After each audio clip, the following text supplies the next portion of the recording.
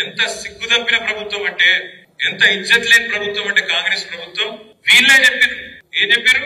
December 3కు ముందు తీసుకుంటే అప్పుడు ఆదుకుంటారా మీకు?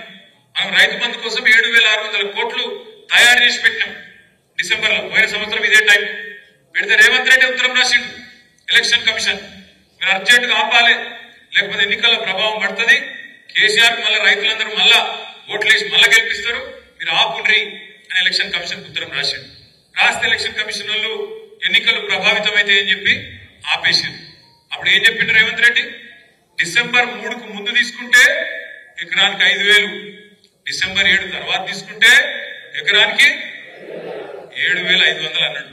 7,500 కాదు, 75 పైసలు ఇచ్చిండు. అవి 75 పైసలు ఆ రోజు మనం ఏదైతే కూడబెట్టిపోయినామో 7,500 కోట్లు, అవి మళ్ళా 3-4 నెలలు సదానికి గవే ఇచ్చిండు.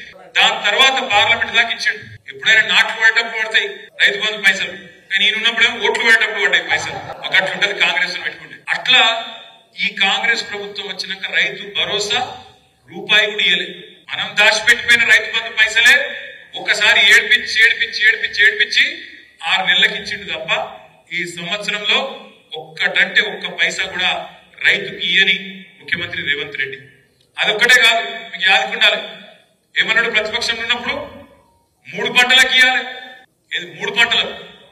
ఇప్పుడేమంటాడు? రైతు ప్రమాణ పత్రం రాసి అన్నాడు. ఇప్పుడు మా బొప్పాపుడు శ్రీనివాస్ రెడ్డి ఉన్నాడు, ప్రమాణ పత్రం రాసియాలి. ఏమని? నేను సాగు చేస్తా, నేను ఖచ్చితంగా వ్యవసాయం చేస్తా అని రైతు ప్రమాణ పత్రం రాసి అధికారులకి అన్నాడు. కేసీఆర్ ఉన్నప్పుడు మీరు ఎక్కడైనా దఫ్తర్ పోయినా రైతు దరఖాస్తు పెట్టిండా రైతు బంధు కోసం? ఎవరికైనా దండం పెట్టినావా? ఎక్కడ దండం పెట్టేది లేదు, దరఖాస్తు పెట్టేది లేదు.